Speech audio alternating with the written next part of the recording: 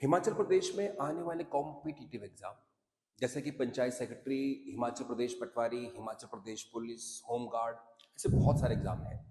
और आजकल देखेंगे आप तो ज्योग्राफिक जो भूगोल है उसके अंदर टॉपिक्स काफ़ी ज़्यादा दे रखे हुए हैं। मैं इनको वन बाय वन कवर करूंगा। तो आज के इस वीडियो में मेरा टॉपिक रहेगा इंडियन रिवर्स।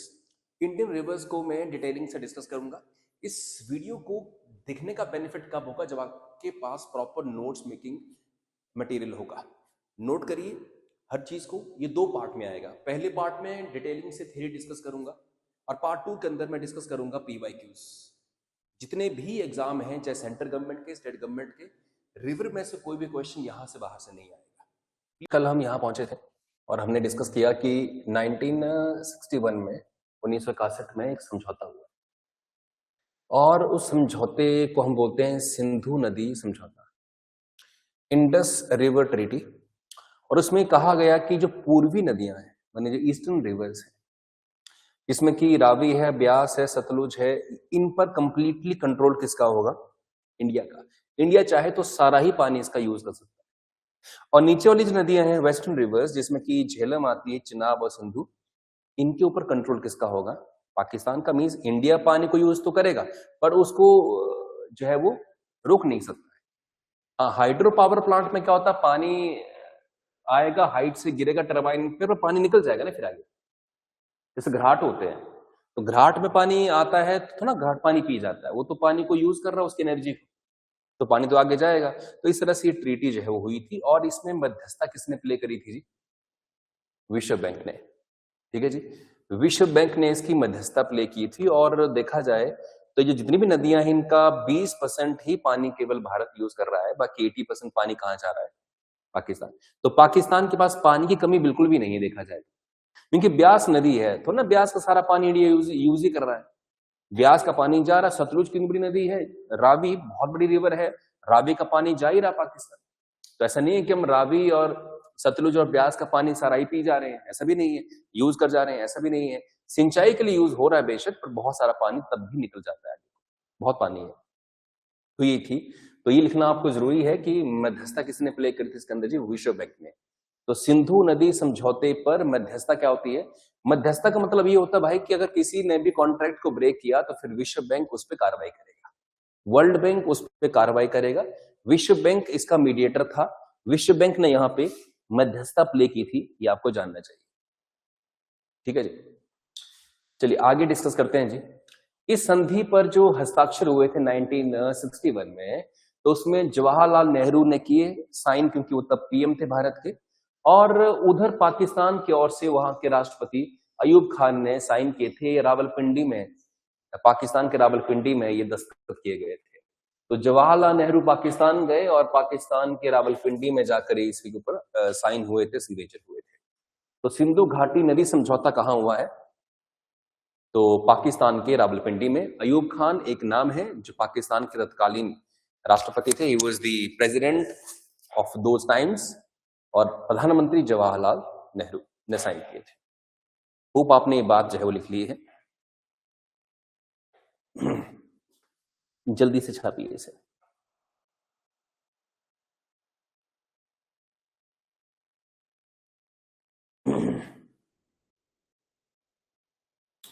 चलिए, तो अब बहुत सारी बातें इसमें हैं। नेहरू का ये छठा ब्लंडर कहा जाता है कि नेहरू ने गलती करी थी इसके अंदर। ये समझौता कहते नहीं करना चाहिए था, क्योंकि इससे पाकिस्तान बड़ा मजबूत हुआ, अदरवाइज हम इस पानी से बहुत कुछ कर सकते थे। अब आज जो डिस्कशन, थोड़ा जो टाइम हमारे पास है, उसमें हम करने जा रहे हैं गंगा नदी तंत्र के बारे में। सिंधु नदी तंत्र के बारे में डिस्कस किया थोड़ा बहुत, अब डिस्कस करने जा रहे हैं गंगा नदी तंत्र के बारे में।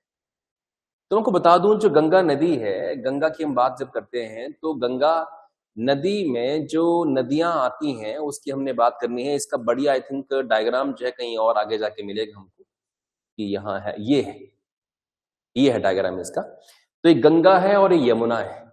यमुना कहां से निकलती है? मैं चाहूंगा आप इस मैप को बना लें, थोड़ा अंदाजा रहता है कि यमुनोत्री नामक जगह है जहां से यमुना निकली। ये यमुना नदी जो है निकलती निकलती निकलती बहुत लेट प्रयागराज में, इलाहाबाद में जाकर गंगा में गिरेगी। पर गंगा की बात करें हम लोग, तो गंगा कहां से निकले, कोई पूछे आपसे, तो गंगा के बारे में कहा जाता है कि गंगोत्री से निकली भाई गंगा। पर गंगोत्री से तो भागीरथी निकलती, गंगा कहां से निकली वहां पे? गंगा नदी का नाम तो लेटर ऑन आता है, आप देखेंगे गंगोत्री एक ग्लेशियर है, ये सारे ग्लेशियर के नाम है। What is glacier? बर्फ का पहाड़। तो इन बर्फ के पहाड़ों से नदियां निकलती हैं छोटी छोटी। यमुनोत्री से यमुना आई, गंगोत्री से कौन सी नदी आई जी? भागीरथी आई। क्या आई? भागीरथी। इनका आप नाम लिख लीजिए बढ़िया से। तो भागीरथी, भागीरथी नदी यहां से आई। और यहां देखेंगे तो केदारनाथ से मंदाकिनी, मंदाकिनी नदी जो है वो केदारनाथ से आई। और बद्रीनाथ से नदी कौन सी निकलती है? आप जानते हैं केदारनाथ और बद्रीनाथ अपने आप में क्या है, बहुत धार्मिक, बड़े धार्मिक स्थान है भारत के। बद्रीनाथ से छोटी मोटी नदी निकलती है, परंतु एक जगह है यहां से धौली गंगा निकलती है, धौली गंगा।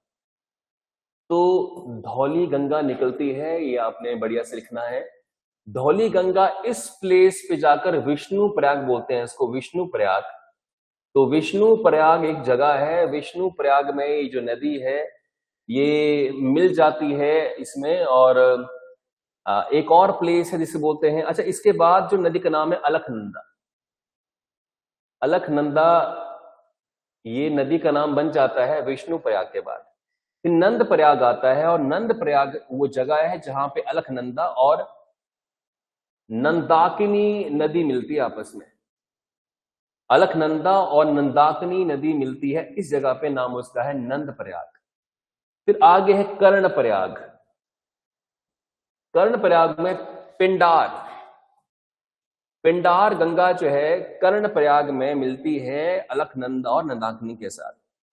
और फिर रुद्र प्रयाग जो है which is very very famous, Rudra Prayag पे मंदाकिनी, अलकनंदा, धौलीगंगा, नंदाकिनी सारी यहां पे आके मिल जाती हैं। एंड फाइनली ये जो पॉइंट है यहां पर, इस पॉइंट को बोलते हैं देव प्रयाग। और देव प्रयाग पे भागीरथी और अलकनंदा सारी मिल जाती है। एंड देन इसके बाद गंगा नदी ये जानी जाती है। तो देव प्रयाग के आगे जो है गंगा का नाम गंगा कहा जाता है। इससे पीछे तो कभी भागीरथी है, कहीं मंदाकिनी है, तो कहीं कुछ और है, इस तरह से। तो ये आपने मैप को ठीक से डिजाइन कर लेना है, इस मैप को आपने बढ़िया से लिख लेना है, ताकि वैसे भी छोटी मोटी जानकारी रहनी चाहिए हमें।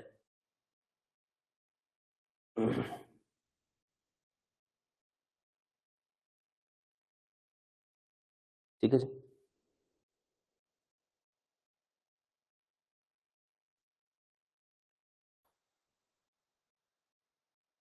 हो गए जी। चलिए आइए भाई आगे डिस्कस करते हैं। हो गए नोट की नहीं हुआ? बढ़िया से बनाओ, क्योंकि कई बार आप देखो ज्यादा लोग यहाँ हिंदू धर्म के, तो बेटा आपसे कोई पूछ ले कि अलकनंदा क्या है, मंदाकिनी क्या है, तो अगर ये आपको मैप याद होगा ना, तो धार्मिक रूप से तो आप अच्छे माने जाएंगे, भी आपको जानकारी है। उनकी भारत की सबसे पवित्र नदी का नाम क्या है? गंगा है। गंगा के बारे में थोड़ी बहुत जानकारी तो होनी चाहिए। तो इस तरह से पढ़ोगे तो फिर क्या होगा कि आपकी सोचने की क्षमता बढ़ जाएगी, एंड आपकी मेमोरी बढ़ती है उससे, जब आप अच्छा डिस्क्रिप्टिव तरीके से पढ़ते हो। चलिए हो गए यहां तक जी। चलिए तो हम बात करने जा रहे हैं गंगा के बारे में। तो डाल दीजिए हेडिंग गंगा। तो हरिद्वार के पास गंगा पर्वतीय भाग को छोड़कर मैदानी इलाके में प्रवेश करती है। हरिद्वार वही जगह है जो which is very religious for us, Hindu धर्म के लोगों के लिए, क्योंकि हमारे ज्यादातर जो उत्तर भारत के लोग हैं वो अस्थि विसर्जन करने वही जाते हैं गंगा में। तो हरिद्वार वो जगह है जहां ये नदी पर्वतों को छोड़कर मैदानी इलाके में पहुंच जाती है। हरिद्वार टेक्निकली मैदानी इलाका हुआ। हिमालय से निकलने वाली बहुत सी नदियां आकर गंगा में मिलती हैं। इनमें से बहुत प्रमुख नदियां हैं यमुना, घाघरा, गंडक और कोसी। तो यमुना, घाघरा, गंडक और कोसी सारी की सारी नदियां गंगा की सहायक नदियां हैं। ये सारी जो है गंगा में आके मिलती हैं। लिखिए इसे बढ़िया से।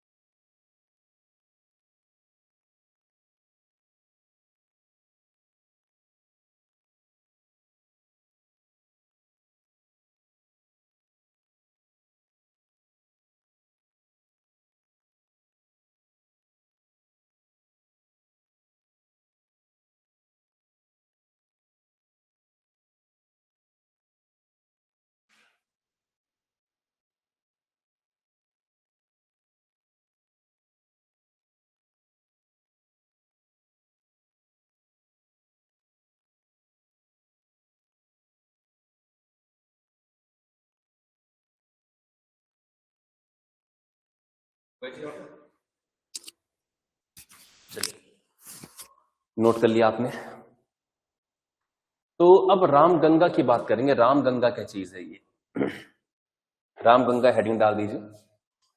भारत के प्रमुख तथा पवित्र नदियों में से ये एक है। उत्तराखंड और उत्तर प्रदेश राज्यों से बहती है। गंगा की एक मुख्य सहायक नदी है। इसे बोलते हैं आप रामगंगा। निकलती ही उत्तराखंड से ही है, फिर बाद में यूपी से होते हुए आगे बढ़ जाती है, आगे निकल जाती है। ठीक है जी। तो अब स्कंद पुराण जो है, SKAND, स्कंद पुराण, आपने पुराणों के नाम सुने होंगे। तो उसका मानस खंड है, खंड माने चैप्टर है, उसमें से रथ वाहिनी नदी कहा गया है। तो कई बार गंगा के बारे में सवाल नहीं आता, सवाल आता है रामगंगा के बारे में, जिसे रथ वाहिनी नदी भी कहा गया है। रामगंगा नदी का उद्गम उत्तराखंड के राज्यों के पौड़ी गढ़वाल, गढ़वाल वही गद्दी वाला इलाका है, यहां से होता है। दो तोली पहाड़ी है वहां पे, एक वहां से होता है। ठीक है जी। नदी का स्रोत जिसे दिवाली खाल कहा जाता है, ये इंपॉर्टेंट नहीं है, छोड़ दिए दिवाली खाल। ठीक है जी। तो अब ये जो नदी है, आप ऐसे ये लिखिएगा सिर्फ नीले रंग वाली, कि जिम कॉर्बेट नेशनल जो पार्क है, राष्ट्रीय उद्यान, वहां से होकर ये बहती है। Jim Corbett national park Uttarakhand के अंदर है, राष्ट्रीय उद्यान, और ये टाइगर के लिए बहुत फेमस है। तो यहां पे ये फिर ट्रेवल करती है। जो चीजें कह रहा हूं सिर्फ वो नोट करनी है, और यहां वहां की चीजें एक्स्ट्रा हैं, उनको आपने फिलहाल नोट नहीं करना है। ठीक है जी।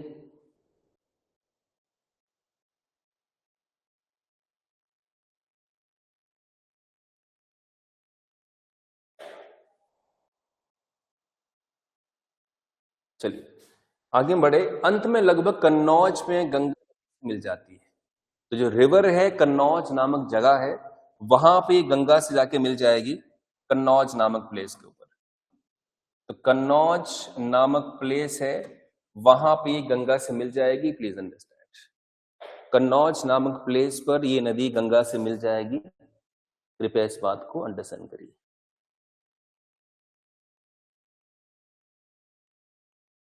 ठीक है जी।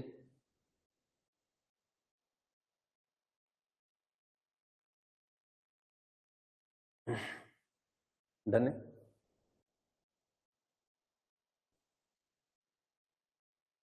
तो गोमती नदी की बात हम करें। गोमती नदी जो है, इसके बारे में भी 4-5 बातें इंपॉर्टेंट हैं।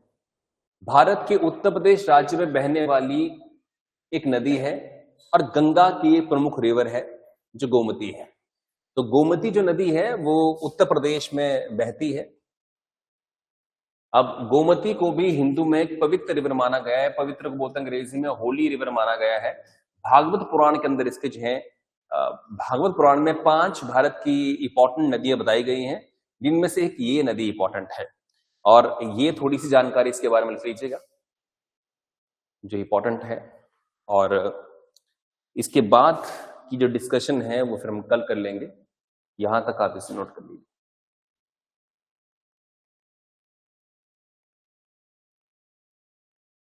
यहां तक आप इसे जो है नोट कर लीजिए।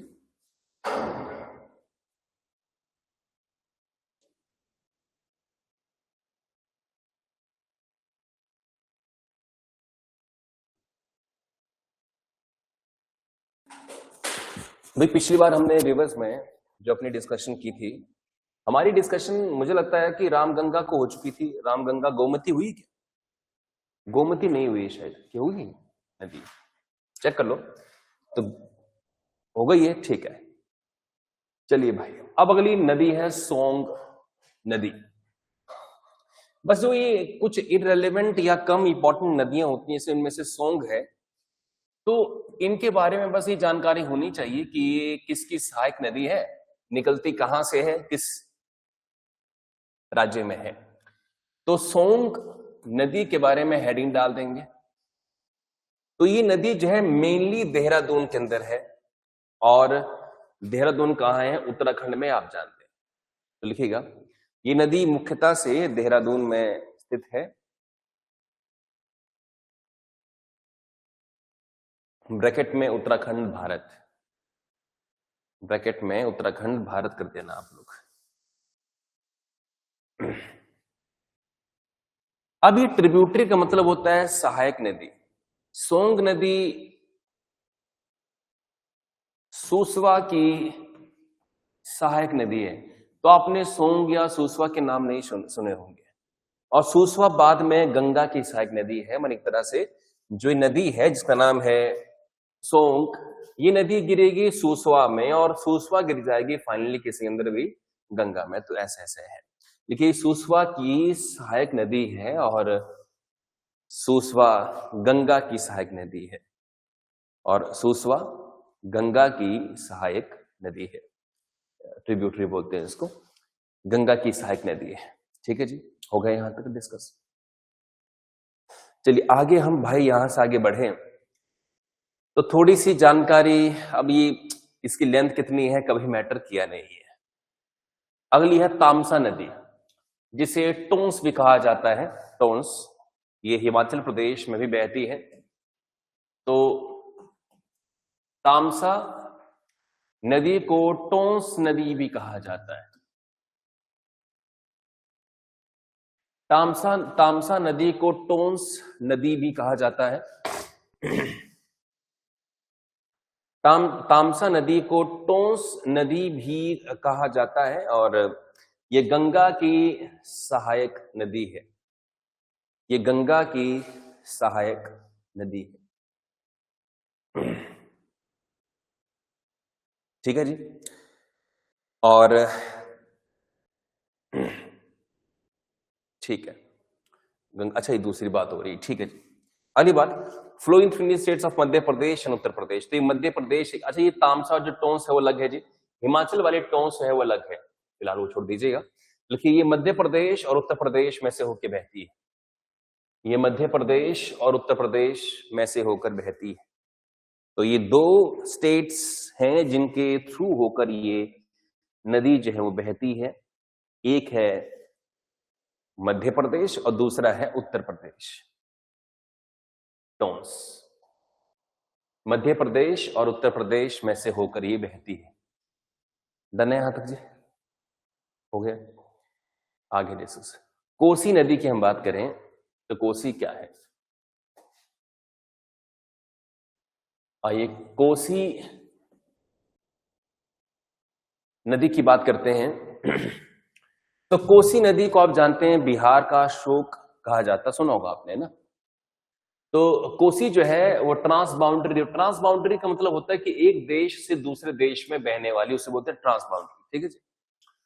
तो ये चाइना से निकलती है, फिर नेपाल में और फिर भारत में। तो ये नदी लिखेगा हिंदी वाले, ये नदी चीन से निकलती है, उसके बाद नेपाल में से होकर भारत में आकर बहती है। टोंस जो है ये आपका इस तरह से आई। ठीक है जी। चीन से आई, फिर यहाँ छोटा सा ये नेपाल वाला एरिया है, नेपाल में फिर बिहार में, और बिहार में बहुत बाढ़ लेकर आती है। देखिए जो भी नदी लंबी होगी ना, जो भी नदी क्या होगी लंबी, उस लंबी नदी का एक नुकसान क्या होता है मालूम है? लंबी नदी का कैचमेंट एरिया बहुत क्या होता है भाई, ज्यादा होगा जो लंबी नदियां होती है।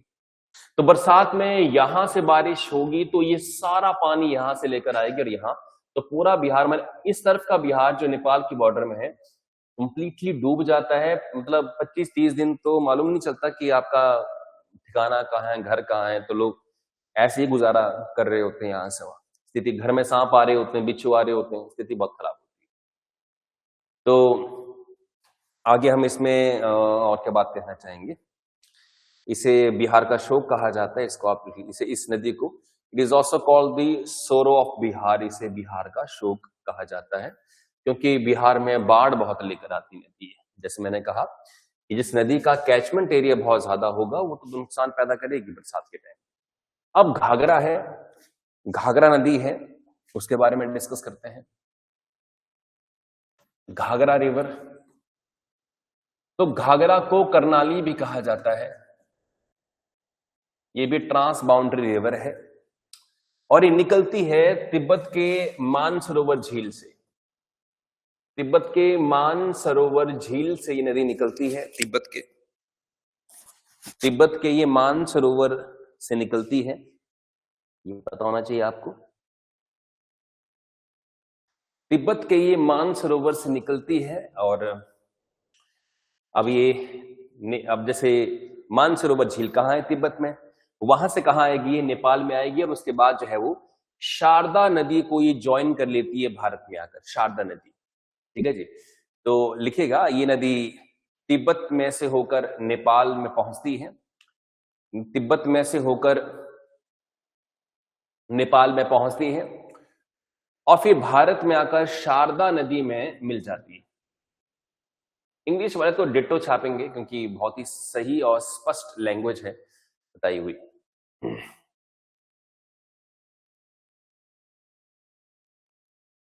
ठीक है जी। अब देखिए इसके बाद जो चीजें आपको जाननी है वो ये नहीं है, ये है इसकी लंबाई क्या है नेपाल में one of the biggest longest river है वो छोड़िए। घाघरा नदी जो है वो गंगा की एक सहायक नदी है, हम जानते हैं, क्योंकि शारदा नदी का पानी गंगा में गिरेगा, हम जानते हैं। अब जो ये है ये लार्जेस्ट ट्रिब्यूटरी है गंगा की वॉल्यूम में। वॉल्यूम समझते क्या है, कितना वो पानी लेकर आ रही है। गंगा नदी की जो सहायक नदियां हैं वो बहुत सारी हैं, मगर जिस सहायक नदी में सबसे ज्यादा पानी है वो कौन सी है, घाघरा है। और सेकंड लॉन्गेस्ट की हम बात करें tributary of Ganga by length after Yamuna, लंबाई भी काफी बड़ी है इसकी, पर हाँ यमुना से नंबर 2 पे आती है, यमुना पहली है। यमुना वो नदी है सहायक नदी के रूप में गंगा की जो सबसे लंबी है, पर नंबर 2 पे ही आती है। तो घाघरा नदी इज वेरी इंपॉर्टेंट दो पर्सपेक्टिव से, पानी बहुत ज्यादा, छोड़ दिए तो सबसे लंबी भी है होगी यमुना को अगर हम इग्नोर करें तो ये नदी ऐसा लिखेगा कि घाघरा नदी जो है उसकी लंबाई 1080 किलोमीटर की है। घाघरा नदी की लंबाई 1080 किलोमीटर की है और ये इसका पानी का आयतन गंगा की सहायक नदियों में से सबसे बड़ा है। इसके पानी का आयतन गंगा की सहायक नदियों में सबसे बड़ा है। गंगा की सहायक नदियों में सबसे बड़ा इसका है, जो गंगा की ट्रिब्यूटरीज हैं उसमें सबसे ज्यादा इसी का ही है। ठीक है जी। और लंबाई की बात करें तो यमुना के बाद सबसे लंबी दूसरी नदी यही है, और लंबाई की बात करें तो यमुना के बाद सबसे लंबी दूसरी, यमुना के बाद सबसे लंबी नदी यही है। अब जो अपनी घाघरा नदी है अगर हम उसको थोड़ा सा देखें तो जब वो लोअर एरिया में आती है, यूपी वाले एरिया में आती है, तो उसको सरयू भी कहा गया है, सरयू। अब ये नदी भी इंपॉर्टेंट है उस हिसाब से, और कहते हैं कि इसका जिक्र रामायण में भी है। आप जानते हैं कि आज की डेट में जो हमारा अयोध्या का राम मंदिर है वो सरयू नदी के इस पार बना है, सरयू नदी। तो कहते हैं कि भगवान राम का जन्म इसी नदी के इस पार हुआ था। ठीक है जी। और बाकी तुगलक खान की लड़ाई हुई थी, यहाँ छोड़िए इस चीज को, या छोड़ दीजिए, यहां तक लिखेगा उत्तर प्रदेश, निचले उत्तर प्रदेश में घाघरा नदी को सरयू नदी भी कहा गया है। निचले उत्तर प्रदेश में घाघरा नदी को सरयू नदी भी कहा गया है। घाघरा नदी को सरयू नदी भी कहा गया है। अगली बात, इसका जिक्र रामायण ग्रंथ में भी है, और अयोध्या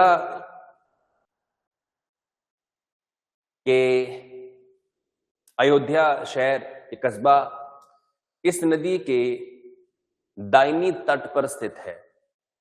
इस नदी के दाहिने तट पर स्थित है। राइट बैंक मतलब दाहिने तट पर, नदियां ऐसे बहती हैं तो लेफ्ट बैंक होता है, राइट बैंक होता है, तो उसके राइट की तरफ जो है वो अयोध्या है, और जहां पे भगवान राम का जन्म हुआ था। जानते हैं इस बात को।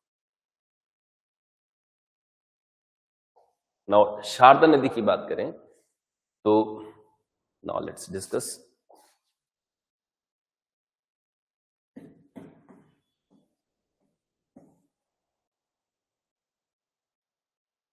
शारदा नदी को काली नदी भी कहा जाता है, महाकाली भी कहा जाता है। ये काला पानी से निकलती है हिमालय में, पिथौरागढ़ डिस्ट्रिक्ट उत्तराखंड का। ये जानकारी भी बहुत इंपॉर्टेंट है। तो देखिए शारदा नदी को काली नदी भी कहा जाता है, शारदा नदी को काली नदी भी कहा जाता है, काली नदी भी कहा जाता है, और कभी कभार इसे महाकाली नदी भी कहते हैं, और कभी कभार इसे महाकाली नदी भी कहते हैं। लिखिएगा, ये हिमालय पर्वतों के काला पानी नामक स्थान से निकलती है, जो कि उत्तराखंड के पिथौरागढ़ जिले में है, जो कि उत्तराखंड के पिथौरागढ़ जिले में है, जो कि उत्तराखंड के पिथौरागढ़ जिले में है, जो कि उत्तराखंड के पिथौरागढ़ जिले में है। अब ये नेपाल से गुजरती हुई घाघरा को ज्वाइन कर लेती है। लिखेगा, ये नदी नेपाल में से होती हुई घाघरा नदी में शामिल हो जाती है, नेपाल से निकलती हुई घाघरा नदी में शामिल हो जाती है। ये काली है, और ये देखिए घाघरा नेपाल से आ रही, घाघरा में फिर ज्वाइन कर लेती है। ये रामगंगा है, गोमती है, ताप्ती है, सोन है, बहुत सारी नदी आपको यहाँ दिखेंगी। तो घाघरा नदी को ही ज्वाइन कर लेती है। तो ये दो लाइंस यहाँ पे काफी इंपॉर्टेंट है। अब वेस्ट सेती जो है रिवर प्रोजेक्ट है, जो बहुत ही एम्बिशियस है, मगर ऐसे भी करंट अफेयर्स में ही पूछे जा सकते हैं, ऐसे कोई इनका रेलेवेंस यहाँ है नहीं। पावर रिलेशनशिप भारत बहुत जगह पे बना रहा है, hydro electric power project Nepal में, तो वो चीजें करंट अफेयर में पढ़ी जाए तो ही ठीक है। 18 वाला करंट अफेयर तो आपको आएगा नहीं 25 के अंदर। इसलिए चलिए अब बात करते हैं, जैसे सोन नदी है, अब इनके बारे में हल्के हल्के बिंदु आपको डिस्कस करने हैं कि उद्गम कहाँ से होता है, दिशा क्या है उसकी, और अन्य नाम क्या है। अब हम कुछ इंपॉर्टेंट रिवर ऐसी वाली जो कि एग्जाम में आती हैं और बहुत फेमस नहीं है, एग्जाम में आती है, मगर सोन वैसे भी फेमस है, जोहिला फेमस नहीं है। वैसे सोन जो है अमरकंटक की पहाड़ियों से निकलती है, उत्तर की ओर बहती है। इसका नाम स्वर्ण नदी, सोनभद्र भी है इसका नाम, तो अन्य नाम इस तरह से हैं। और इसके सहायक नदियों की बात करें तो जोहिला इसकी क्या है, सहायक नदी है। जोहिला मध्य प्रदेश की एकमात्र ऐसी नदी है जो पहले पूर्व वो पश्चिम की ओर बहती है, फिर पश्चिम से पूर्व की ओर बहती है। तो ये थोड़ा सा इसका ये जो मूवमेंट है इसे आप अंडरस्टैंड कर लीजिएगा। और सोन नदी के बारे में 780 किलोमीटर लंबाई है इसकी, और अगर हम देखें इसका क्षेत्र, अपवाह क्षेत्र माने एक तरह से कैचमेंट एरिया 17,900 वर्ग किलोमीटर है। ये बात छापी है। सोन नदी के लिए जोहिला नदी इसकी सहायक नदी है सोन की, तो इसे भी ठीक से नोट करिए, इसको बढ़िया से जो है वो नोट करिए।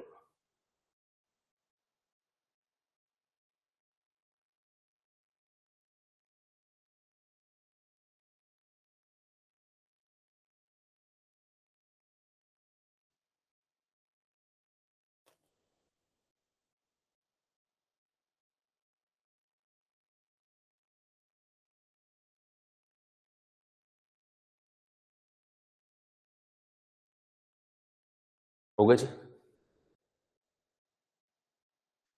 तो चलिए यमुना की बात करें हम, तो यमुना नदी हिमालय के यमुनोत्री हिमानी से निकलती है। ये गंगा के दाहिने किनारे से समानांतर बहती है तथा इलाहाबाद के गंगा में मिल जाती है। तो Yamuna is very very important river. तो यमुनोत्री हिमानी में ग्लेशियर से निकलती है, तो यमुनोत्री ग्लेशियर है वहां से निकलती है, गंगा के राइट को बहती है, जैसे गंगा ये, तो यमुना इस तरफ को है। और समानांतर माने आप इनके गैप को देखेंगे तो लगातार गैप अप्रोक्सीमेटली सेम सेम दिखेगा, समानांतर बहती है। और इलाहाबाद जिसको बोलते हैं प्रयागराज में पहुंचकर ये गंगा में जो है मिल जाती है। घाघरा है, गंडक है, कोसी है, नेपाली हिमालय से निकलती है और बाद में इसमें मिल जाती है। अब बाकी चीजें आपने यहां लिखनी नहीं है, सिर्फ ये बात लिखनी है आपने कि निकली कहां से और ये कहां जाके मिली। तो इलाहाबाद में जिसका नाम है प्रयागराज, तो प्रयागराज में नदी जो है यमुना जो है गंगा में आकर मिल जाएगी। ठीक है जी, लिख लिया आपने यमुना के बारे में? और अगर लिख लिया है तो मुझे अब आगे बढ़ना है। Let's move forward. अभी कुछ क्वेश्चंस हैं जो थोड़े बड़े एग्जाम के हैं, अभी हम पकड़ेंगे नहीं इसको। चलिए, अब चंबल नदी, चंबल आप जानते हैं मध्य प्रदेश में चंबल क्षेत्र ऐसा रहा है कि वहां पे डाकुओं का डेरा रहा है। चंबल बहुत फेमस रहा है, बीहड़ है यहाँ बहुत सारे, उन बीहड़ों में छिपते हैं। बीहड़ मतलब ये हुआ कि जैसे मान लो एक वहां छोटे छोटे पहाड़ हैं, जैसे हमारे खेत नहीं होते हैं, तो वैसे ऐसे छोटे छोटे पहाड़ है, ऐसे ऐसे बीहड़ है, तो इन बीहड़ों के किनारे छुपकर जो है वो हमले करते थे। तो इन इलाकों में इनको पकड़ना बहुत मुश्किल है, तो इन बीहड़ों में छिपकर जो है वो पुलिस वाले आए तो उन पर वो हमला करते थे। तो ये जगह ही ऐसी है कि कई बार पूछते हैं हमसे, कोई मान लो कोई इंटेलेक्चुअल बात हो रही हो, तो बोलते हैं कि भाई ये डाकुओं ने चंबल का ही इलाका क्यों चुना, चंबल के इलाके में ऐसी क्या बात थी। तो चंबल के इलाके में बीहड़ थे, और बीहड़ मतलब एक तरह का ऐसा ऐसा भूमि जो छोटे हल्के पर्वत टीले नहीं होते हैं पहाड़ों में, टीले एक होता पहाड़, एक होता टीले जैसे, तो जहां हाइड करना खुद को बड़ा आसान था उसमें, मतलब छुपन छुपाई खेलना बड़ा आसान था। तो जो इस बीहड़ों को जानता है वो तो आराम से छुपन छुपाई खेल लेगा यहाँ पुलिस वालों के साथ। तो पुलिस वाले जब भी इनको यहाँ इन मारने आते थे, पुलिस वाले जिंदा वापस जाते नहीं थे। तो ये बीहड़ था। तो इंदौर के समीप जाना पाव पहाड़ी है जहां की 616 मीटर ऊंचाई से नदी निकलती है, और मध्य प्रदेश की दूसरी सबसे लंबी जो है वो रिवर है। महाभारत तक में चंबल नदी का भी जिक्र है, तो हिंदी वाले तो लिख लेंगे, इंग्लिश वालों के लिखिएगा भी। दिस रिवर ओरिजिनेट्स इन जाना पाव, JANAPAV, इन जाना पाव hills at the height of 616 meter in Indore district of Madhya Pradesh. In Indore district of Madhya Pradesh, this is second biggest, longest river. This is second longest river of Madhya Pradesh. Next point में, this river is also mentioned in Mahabharata text. This river is also mentioned in Mahabharata text. खासियत क्या है इसकी, गलियों और बेहड़ों से बहती है, गलियों गलियों में से निकलती नदी है। तो this river flows through the streets and beehad, streets and beehad, ठीक है जी। अब इसकी जो सहायक नदियां हैं, माने ट्रिब्यूटरी है, जैसे वो सिंध है, काली सिंध है, सिंध, काली सिंध, पार्वती, बानस, शिप्रा, राइट। शिप्रा वही है उज्जैन में जहां पे महाकुंभ होता है। तो शिप्रा रिवर भी चंबल की जो है वो सहायक नदी है। तो ये सहायक नदियां जो होती हैं, ट्रिब्यूटरीज, इनके बारे में आपको पता होना चाहिए। सिंध, काली सिंध, सारे नाम पता होने चाहिए आपको।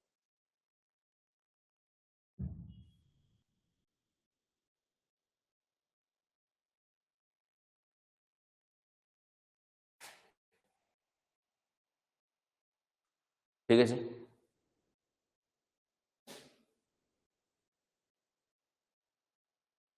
अन्य नाम इंपॉर्टेंट नहीं है। बेतवा, केन और बेतवा दो नदियां हैं जो बड़ी इंपॉर्टेंट है। बेतवा की हम बात करें, बेतवा का उद्गम कहां से होता है? रायसेन डिस्ट्रिक्ट है, कुमार गांव का, कुमार गांव का रायसेन डिस्ट्रिक्ट का है, और उस गांव से इसका ओरिजिन होता है।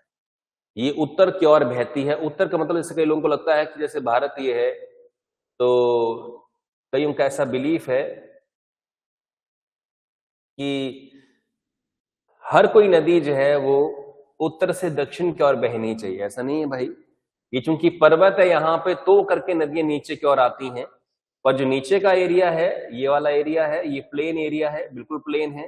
हो सकता है कि नदी ये उत्तर की ओर जाए और फिर उत्तर के जाने के बाद फिर ढलान आए और यहाँ चली जाए, तो उत्तर की ओर जा सकती नदी, ऐसी बात नहीं है। एलिवेशन जो है वो ये पठार वाला एरिया है, तो जो पठार वाले एरिया है मैदानी इलाकों से क्या थोड़े से हाइट पे है, तो स्वाभाविक सी बात है यहाँ से वो इधर को भी आ सकती है और यहाँ भी जा सकती है। पर यहाँ पूरे पूरे पठार है, ये पूरे पूरे पठार है, तो स्वाभाविक सी बात है नदियां यहाँ से जाएंगी, तो कोई रिफ्ट वैली हो। रिफ्ट वैली माने दो पठारों के बीच में खाई जैसी नहीं होती है, फिर वहां से निकल जाएगी, नहीं तो अदरवाइज कोई पठार से निकली है तो ढलान उसकी उस पर मैदानी इलाकों को होगी, और मैदानी इलाके तो आपको यहाँ मिलेंगे। अन्य नाम है वेत्रवती। वेत्रवती इसके अन्य नाम है। सहायक नदी है धसान और बीना, DHASAN, धसान एंड बीना इसकी जो है वो सहायक नदी है। और डिस्ट्रिक्ट हमीरपुर के निकट जो है वो यमुना में ये मिल जाती है, अंडरस्टैंड कीजिएगा। अब बसे हुए शहर कौन से हैं वो छोड़ दीजिए, कौन कौन से शहर बसे हैं इसके तट पर, ये फिलहाल आप छोड़िए। चलिए यहां तक करते हैं डिस्कस भाई आज, कल इसके आगे डिस्कशन होगी। लीजिए क्विक ब्रेक।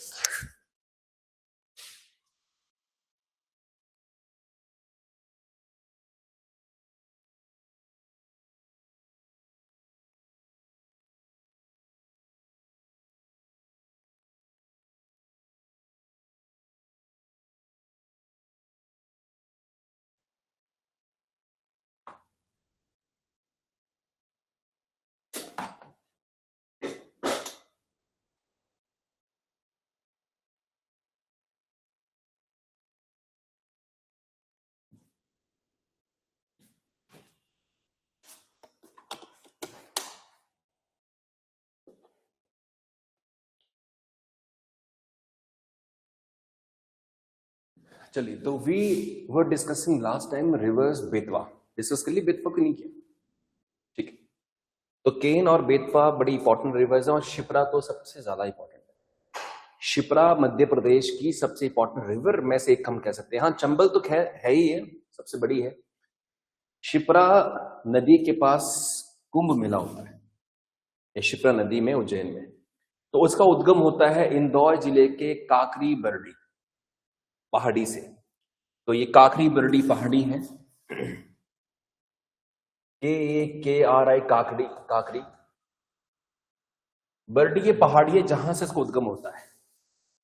जो सहायक नदियां हैं जो इसकी मतलब ट्रिब्यूटरी बोलते हैं, वो है खान नदी। अवसान माने ड्रेन कहां होती है, कहां जाके पानी गिरेगा इसका, तो चंबल में। और तट पर बसा शहर उज्जैन है जहां पे महाकुंभ मनाया जाता है। हमारे देश में महाकुंभ जो है वो 4 जगहों पे मनाया जाता है। एक अपना हरिद्वार, दूसरा है इलाहाबाद प्रयागराज, तीसरा उज्जैन और चौथा नासिक। उज्जैन में जो नदी है वो शिप्रा है, गोदावरी है नासिक में, ऊपर आप देखेंगे तो हरिद्वार में गंगा है, और इलाहाबाद में गंगा, यमुना और सरस्वती का संगम। तो वो सबसे ज्यादा पवित्र माना जाता है जो प्रयागराज का कुंभ होता है, क्योंकि वहां संगम है इन 3-4 नदियों का। That is why it is important. Alright, चलिए। लंबाई इसकी 195 किलोमीटर है। कोई पूछेगा नहीं वैसे तो, पर हाँ कई बार हमसे ऐसे पूछ लेते हैं कि इनमें से कौन सी नदी जो है वो सबसे छोटी है, सबसे बड़ी है। तो आप ऐसा क्वेश्चन एग्जाम में आ जाए तो बोलने को बड़ा सिंपल क्वेश्चन होता है, मगर नदियों के नाम उपटांग होते हैं। जैसे मान लो शिप्रा, शिप्रा के बारे में हिमाचल वाला स्टूडेंट कैसे जानेगा। हाँ, हिमाचल जीके में पूछे कि कौन सी नदी सबसे छोटी है, तो फिर वो देना आसान है उत्तर उसका, कि यमुना की लेंथ सबसे छोटी है हिमाचल प्रदेश में, सतलुज सबसे लंबी है, तो वो तो देना आसान है। पर कोई इंडिया लेवल पे पूछे तो इंडिया लेवल की नदियां बहुत सारी हैं, तो इसके लिए डिटेल्ड जानकारी चाहिए होती है। रिवर पार्वती, रिवर पार्वती हिमाचल प्रदेश में भी है, छोटी सी है, पर रिवर पार्वती की जो हम बात कर रहे हैं वो ये मध्य प्रदेश वाली।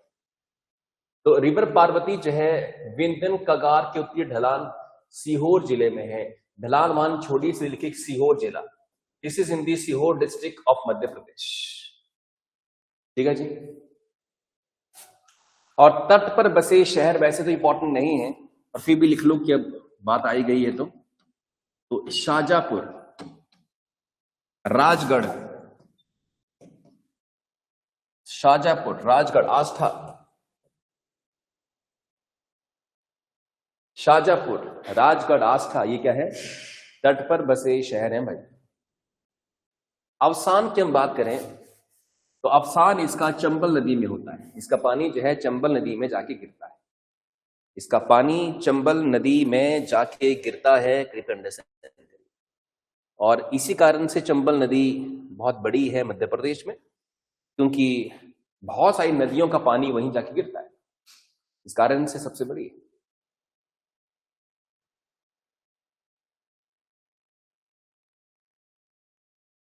ठीक है जी, आगे बढ़े भाई।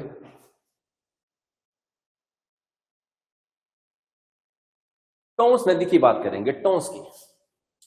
अब ये टोंस नदी अपने हिमाचल वाली आ गई जी। टोंस नदी, जो टोंस नदी है वो यमुना की सहायक नदी है, यमुना की ट्रिब्यूटरी है टोंस नदी। जो टोंस नदी है वो यमुना की सहायक नदी है और ये उत्तराखंड के गढ़वाल से बहती हुई हिमाचल प्रदेश को छू के निकलती है, माने हिमाचल प्रदेश में भी है, ऐसी बात नहीं। तो ये नदी यमुना की सहायक नदी है, ट्रिब्यूटरी माने सहायक नदी। यह है अगला पॉइंट, ये उत्तराखंड के गढ़वाल क्षेत्र से निकलती हुई हिमाचल प्रदेश की सीमाओं को छूकर निकलती है, हिमाचल प्रदेश की सीमाओं को छूकर निकलती है।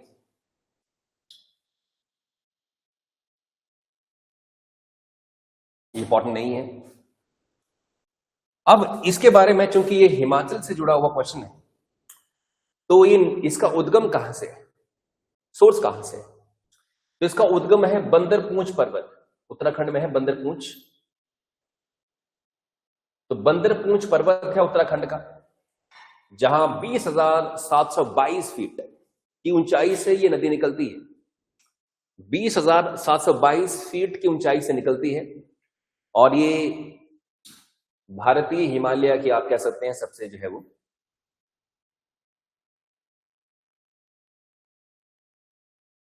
सबसे तो नहीं बोले, पेरिनियल मतलब होता है जहां पे हमेशा पानी होता है, मैंने साल दर साल पूरा साल बहने वाली। और आप जानते हैं हिमालय की नदियां ऐसी हैं कि उनका पानी कभी सूखता नहीं, बर्फ से पहाड़ लदे हुए हैं, बर्फ से पानी निकलता रहेगा तो पानी आता रहेगा। तो हिमालय की नदियां पेरिनियल होती हैं, पेरिनियल मतलब सदाबहार होती हैं, हमेशा उन नदियों में पानी रहता है। पर नीचे जो प्रायद्वीपीय नदी है पठारों की, वहां बारिश होगी तो पानी होगा, और बारिश 2-4-5 महीने नहीं, सूखा पड़ गया तो नदी भी सूख जाती है वहां। कहाँ ऐसा नहीं होता। हमारे हिमाचल प्रदेश में अगर मान लो कि 2-3 महीने कोई बारिश नहीं होती, और कई बार ऐसा हुआ है, आप कभी ऑब्जर्व करना कि जो अपना अक्टूबर का महीना होता है, अक्टूबर नवंबर दिसंबर से पहले रेनफॉल काफी कम होता है, ठंड हो जाती है, रेनफॉल बहुत कम होता है। और आप देखना ये मार्च का महीना गुजरने दो, अप्रैल मई और जून जब तक बरसात नहीं आती तब तक बुरी हाल हो जाती है, गर्मी जबरदस्त, पानी सूख जाता है। और हमारे हिमाचल में या हमारे ऊपर हिमालय में बर्फ पिघलती रहती है, पानी निकलता रहता है, तो हमारे स्रोत पानी के कभी खत्म नहीं होते। और आप राजस्थान जाइए, नीचे मध्य प्रदेश जाइए, तो पानी के जो प्राकृतिक स्रोत होते हैं, जो बावड़ियां होती हैं, सूख जाती हैं। तो लोग पीने के पानी के लिए 5-5 किलोमीटर दूर जाते हैं पीने के पानी को लाने के लिए, वो स्थिति होती है वहां पे।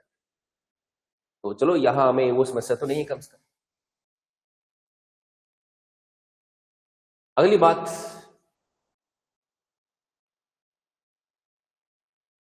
ये जो नदी है, इस नदी में यमुना से ज्यादा पानी है, और ये देहरादून में कलसी में मिल जाती है। तो ऐसे लिखिए, इस नदी में पानी यमुना से ज्यादा है। जब यमुना आती है ना यहाँ पे, जैसे मानो इस देहरादून में 2 नदियां मिलेंगी आपस में, एक टोंस है और यमुना है, तो इस समय यमुना का पानी टोंस के मुकाबले कम होता है। और जब यहां से आगे निकलती तो टोंस का नाम खत्म, यमुना का ही नाम आगे लिया जाता है, तो फिर यमुना तो बड़ी लगती है। और जब टोंस का पानी नहीं मिला था इसके साथ, तो उस समय देखेंगे तो टोंस नदी का पानी यमुना से कहीं ज्यादा होता है। ठीक है जी, चलिए तो अब ठीक है, हम बात करेंगे ब्रह्मपुत्र की। इस बात से वाकिफ होंगे कि ब्रह्मपुत्र नदी कहां से निकलती है। ये पॉइंट कौन सा है भाई? मानसरोवर, चेमा युंगदुंग ग्लेशियर। तो चेमा युंगदुंग जो हिमनद है, ग्लेशियर है, वहां से नदी निकलती है, और वहां से होती हुई तिब्बत से ये यहां पे, और इधर फिर जो है वो अरुणाचल प्रदेश, फिर आसाम। आसाम में बहुत लंबा बहती नदी है, फिर उसमें बांग्लादेश में, एंड देन फिर बंगाल की खाड़ी में, बे ऑफ बंगाल में नदी ये समा जाती है। ब्रह्मपुत्र नदी तिब्बत के मानसरोवर झील से पूर्व, माने यहीं से ही दो नदियां निकलती हैं। पूर्व को निकलती है कौन सी नदी? ब्रह्मपुत्र। और यहीं से ही पश्चिम को निकलती नदी कौन सी भाई? सिंधु। ठीक है जी। इसकी लंबाई सिंधु से कुछ अधिक है, परंतु इसका अधिकतर भाग भारत से क्या है? बाहर है। देखा जाए तो ओवरऑल देखेंगे तो जो ब्रह्मपुत्र नदी है उसकी लंबाई सिंधु से क्या है? ज्यादा है। पर आप देखेंगे कि उसका अधिकतम भाग भारत से बाहर है। ब्रह्मपुत्र नदी का आप देखेंगे ये वाला पार्ट यहां तक, ये वाला पार्ट यहां तक तिब्बत में है। फिर आप देखेंगे यहां पहुंचकर ये वाला पार्ट जो है वो कहां है? बंगाल में है। तो फिर उस तरीके से ही नदी की लेंथ कम हो जाती है। तो ऐसा देखें कि पूरा देखें तो फिर देखो ये लंबाई हमको कम लग रही है और ये लंबाई हमको ज्यादा लग रही है, देखने से मालूम चल रहा है। तो इस चीज को प्लीज लिख लीजिएगा, इस चीज को बढ़िया से नोट कर लीजिए, क्योंकि जनरल जानकारी भी होनी चाहिए आपके पास ना। Just a minute.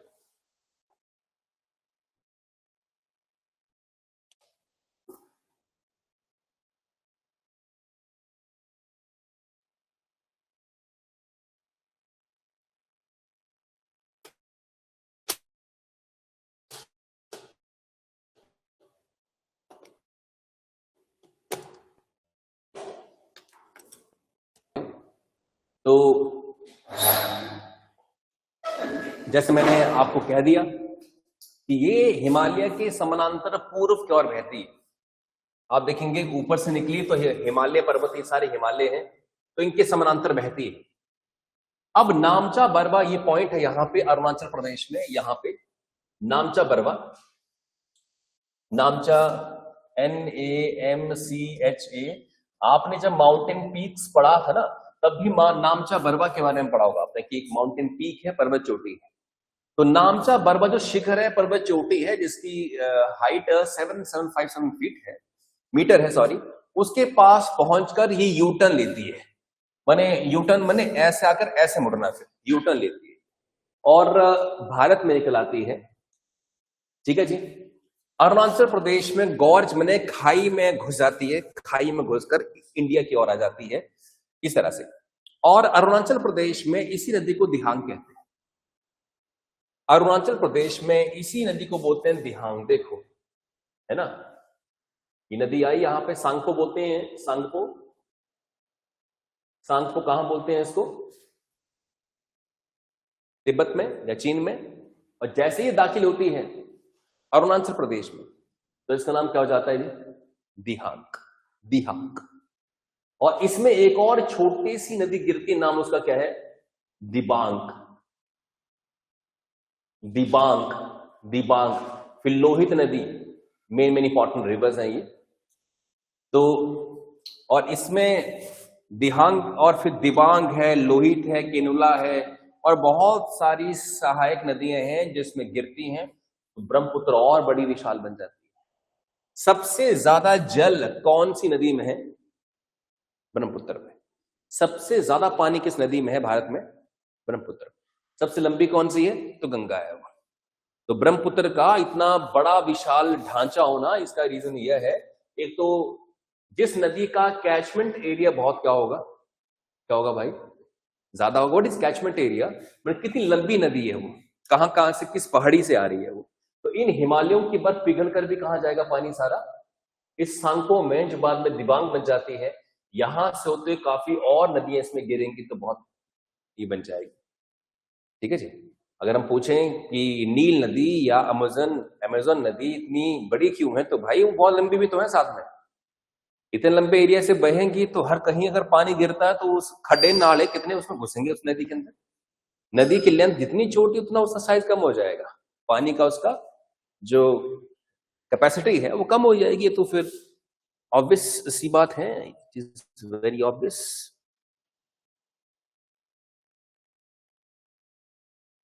ठीक है जी। चलिए, हो गए जी। ऑलराइट, तो टोरसा नदी जी, अगली बात है टोरसा नदी। टोरसा,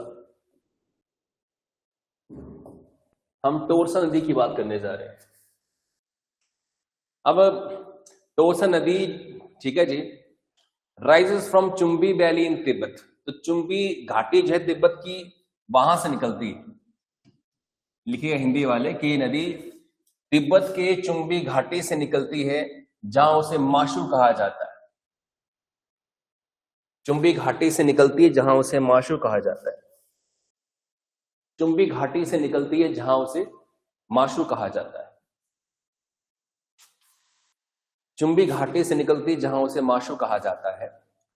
और उसके बाद ये फिर भूटान, इंडिया, बांग्लादेश से होती हुई ब्रह्मपुत्र नदी में गिर जाएगी। उसके बाद ये भूटान से होती हुई भारत में आएगी और भारत के बाद बांग्लादेश में जाकर ब्रह्मपुत्र नदी में मिल जाएगी। ब्रह्मपुत्र नदी में जाकर जो है वो मिल जाएगी।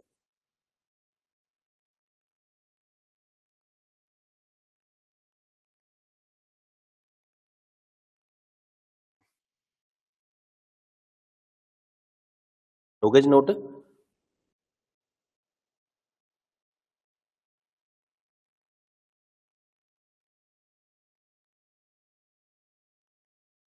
हो गए। बाकी चीजें अननेसेसरी की क्या वहां होता है कि नहीं है। जलदाखा नदी भी ब्रह्मपुत्र की नदी है। लिख लो भाई, छोड़ना क्यों इसको भी। जलदाखा, जलदाखा नदी जो है जिसे दिशु कहा जाता है, दिशु, जिसे दिशु कहा जाता है, तो लिखिए इस नदी को दिशु नदी भी कहा जाता है।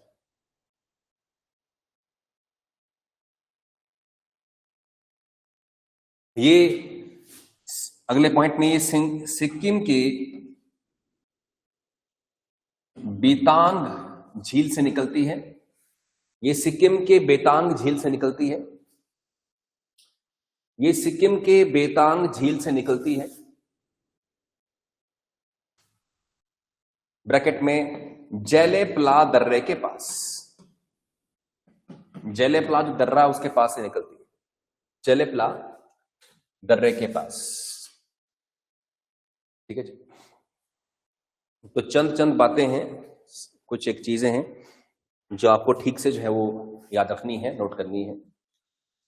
चलिए मित्रों आगे।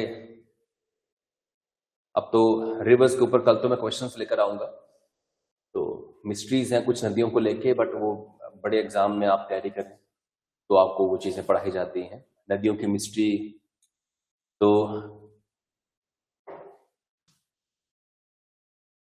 तीस्ता नदी, कुशियारा नदी, तीस्ता, कुशियारा, और भी नदियां हैं। अभी एक और लेक्चर शायद खर्च हो जाएगा इसके ऊपर। Just a minute. चलिए निपटा लेते हैं जी, 2 ही मिनट लगेंगे और फिर कल मैं सीधे सीधे 1-to-1 क्वेश्चंस लेकर आऊंगा रिवर्स के ऊपर। तो तीस्ता नदी, तीस्ता नदी बड़ी कंट्रोवर्शियल रही है। जो तीस्ता नदी है बहुत ही कंट्रोवर्शियल रही है। तो उद्गम क्या है इसका? चोलाम, CHOLAM, चोलाम लेक है जो Zemu glacier, JEMU, Zemu glacier है, हिमनद है, सिक्किम में वहां से निकलती है। ठीक है, इसके नाम डिफरेंट डिफरेंट हो जाते हैं, ऐसे मुहाना, जमुना, रंगपुर, ठीक है जी, डिफरेंट डिफरेंट नाम इसके हो जाते हैं। और इसकी ट्रिब्यूटरी है रंगीत, रंगोद, ये इसकी सहायक नदियां हैं। ठीक है जी। और तीस्ता नदी बांग्लादेश और भारत के पश्चिम बंगाल में कंट्रोवर्शियल है, क्योंकि ये जो पानी पश्चिम बंगाल से वेस्ट बंगाल से होता हुआ कहां जाएगा जी? बांग्लादेश में। तो बांग्लादेश चाहता है कि इस नदी का ज्यादा पानी उसे मिले, मगर बांग्लादेश, पश्चिम बंगाल की सरकार कहती है कि नहीं, हमें पानी की ज्यादा जरूरत है। तो इस कारण से आपसी विवाद इस नदी के ऊपर हमेशा से रहा है। तीस्ता रिवर एग्जाम में आ सकता है कि तीस्ता नदी का विवाद किन 2 देशों के बीच में रहा है? तो भारत और इंडिया, और किसके बीच में जी? बांग्लादेश के बीच में। तो भारत और बांग्लादेश के बीच में ये विवाद जो है वो रहा है। हो गए जी। चलिए कल फिर हम एमसीक्यूज लेकर चलेंगे।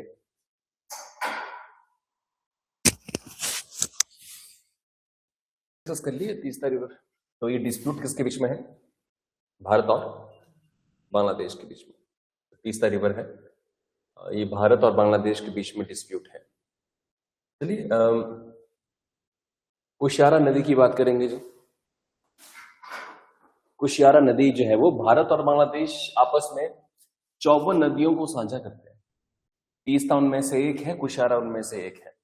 तो कुशियारा के बारे में एक आध बार एग्जाम में क्वेश्चन आया है कि कुशियारा रिवर जो है कौन से दो देशों के बीच में बहती है। भारत के साथ फिर जोड़े हुए थे, ऐसे मान लो नेपाल जोड़ दिया, भूटान जोड़ दिया, ऐसे से। तो ये बांग्लादेश के साथ ये नदी असम में भारत और बांग्लादेश को इंग्लिश में कौन ट्रांसलेट इसकी, तो this rivers there are 54 rivers which flows which are shared. There are 54 rivers which are shared by Bangladesh and India, and Kushiara is one of that. Kushiyara. Kushiara is one of that. Kushiara is one of that. This river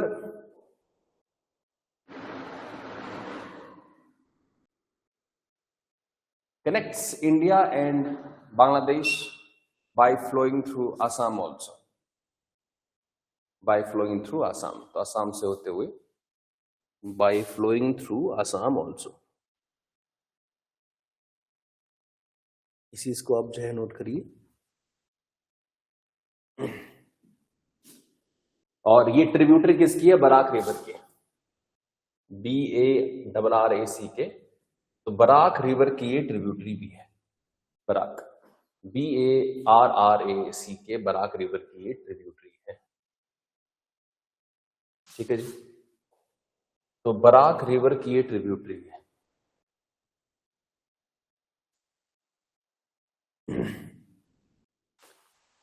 चलिए आगे जो हमने कुछ चीजें note करनी है वो ये नहीं है। अब पद्मा नदी की बात कर लेते हैं। पद्मा नदी, हिंदी वालों के लिए मैं ट्रांसलेशन करूंगा। तो पद्मा, जो पद्मा नदी है बांग्लादेश की महत्वपूर्ण नदी है। और ये पद्मा नदी जो है ये फिर गंगा में जाके जो है मिल जाती है, जो पद्मा नदी है। ठीक है जी, पद्मा, मेघना, ये सारी। तो लिखिएगा पद्मा नदी बांग्लादेश की एक महत्वपूर्ण नदी है।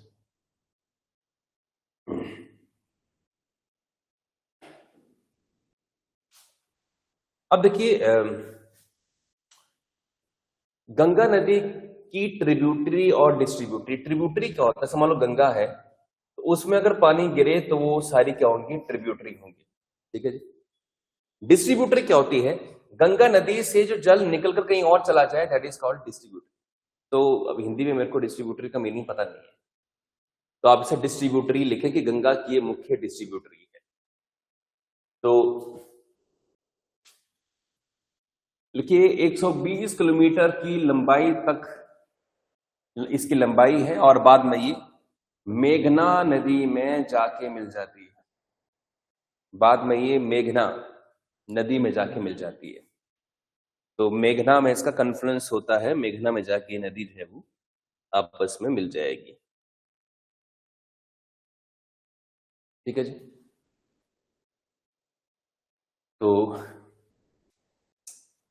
मेघना में, ठीक है जी, हो गए यहां तक नोट? हटाओ इसको अब मैं। चलिए कुशियारा नदी के पानी के बंटवारे को लेकर भी भारत और बांग्लादेश के बीच में आपसी समझौते हुए हैं, वो छोड़िए, वो हमारा औचित्य नहीं है। ये कुछ एमसीक्यूज हैं, बड़े लेवल के हैं, इसलिए मैं आपको यहाँ फिलहाल नहीं करवाऊंगा। तो सरस्वती नदी, अब आप जानते हैं सरस्वती नदी जो है वो फिलहाल है नहीं, दिखती नहीं है, पर हमारे जो ग्रंथ है उनमें पाई जाती है कि there is a river called Saraswati. और सरस्वती वेदों के समय में सबसे पूजनीय नदी थी, पर ऐसा बोलते हैं कि रेगिस्तान में ये गायब हो गई है। रेगिस्तान में ये नदी जो है जाकर सूख चुकी है, लॉस्ट इन दी डेजर्ट। ठीक है जी। तो अब इसमें चलो लिख लेते हैं। तो लिखिए सरस्वती नदी जी, सरस्वती रिवर, सरस्वती। तो जो सरस्वती है ना, मैं थोड़ा सा आपको हिंट दे दूं। जैसे आप देखेंगे ये सिंधु नदी है जो यहां से होके गई, और ये सिंधु नदी है। अब इसमें बितास्ता, अक्सिनी, ठीक है, परुषिनी, विपासा, सतुद्री, ये सारे जो नाम है ना, वो सतलुज के, ब्यास के, रावी के, चेनाब के हैं, ठीक है, वैदिक नाम। मगर इसमें एक सरस्वती नदी भी थी जी। अब सरस्वती नदी जो है आप देखेंगे यहां इस एरिया में राजस्थान से होके बहती थी, वो ऐसा कुछ बोलते हैं। पर राजस्थान का एरिया क्या बन गया, रेगिस्तान बन गया, तो ये नदी वैसे सूख गई। तो राजस्थान के रेगिस्तान में नदी सूख चुकी है, इसलिए बोलते हैं इसको कि lost river in the desert.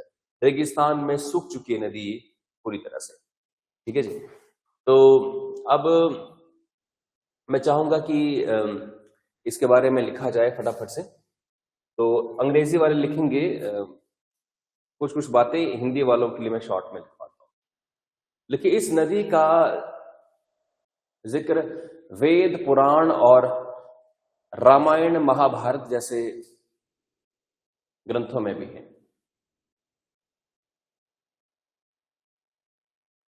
ठीक है जी। अब कोई कहे कि भी ग्रंथ में तो कई ऐसी बातें थी जो आज नहीं दिखती हैं, तो क्या हम उनको सच मान लें? देखिए, तो भारत में जब अंग्रेजों का शासन था तो एक आदमी था जेम्स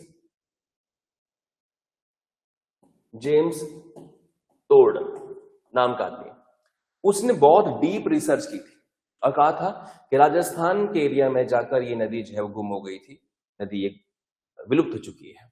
क्योंकि जेम्स टोड जो अंग्रेज अधिकारी था, उसने इस नदी पर काफी शोध किया था और ये पाया था, काफी शोध किया था और ये पाया था कि नदी रेगिस्तान में जाकर विलुप्त हो गई है। अभी नदी निकली कहां से? तो शिवालिक की पहाड़ियों से कहीं से निकली है।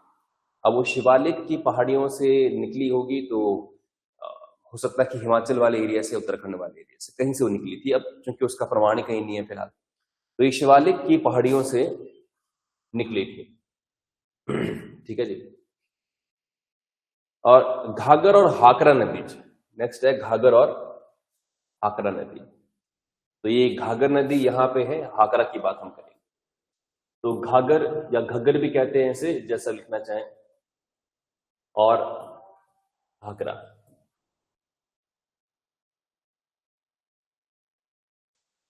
तो घाघर और जो हाकरा नदी है, ये भारत और पाकिस्तान के बीच में बहती है। आप देखेंगे ये भारत और पाकिस्तान के बीच में बहती है। मगर ये जो रिवर है ये मॉनसून के टाइम ही ज्यादा विजिबल होती है। जब मॉनसून नहीं होती है, बारिश नहीं हो रही थी, तो ये इतनी छोटी सी खड टाइप दिखती है, ये तो कुछ उसमें होता नहीं है, ठीक है जी। देखिए, ये नदी भारत और पाकिस्तान के बीच बहती है, भारत और पाकिस्तान के बीच बहती है। ये नदी भारत और पाकिस्तान के बीच बहती है। इस नदी में अधिकतम पानी बरसात में ही होता है। इस नदी में अधिकतम पानी बरसात में ही होगा। मानसून होगी तो पानी होगा। अब जब ये यहां से क्रॉस करेगी, पाकिस्तान में जाएगी, यहां तक नदी का नाम है घाघर और पाकिस्तान में कहते हैं हाकरा। तो पाकिस्तान में इसी रिवर का नाम हाकरा हो जाता है। इधर है घाघर, वहां है हाकरा। देखिए, भारत में इसका नाम हाकरा है। अब O2 बैरेज है, बैरेज में वो पॉइंट जहां से नदी पाकिस्तान को निकलेगी, वो बैरेज है, वहां इसका नाम हाकरा हो जाता है। तो देखिए, भारत में इसका नाम घाघर है, परंतु पाकिस्तान में इसका नाम हाकरा हो जाता है। परंतु पाकिस्तान में इसका नाम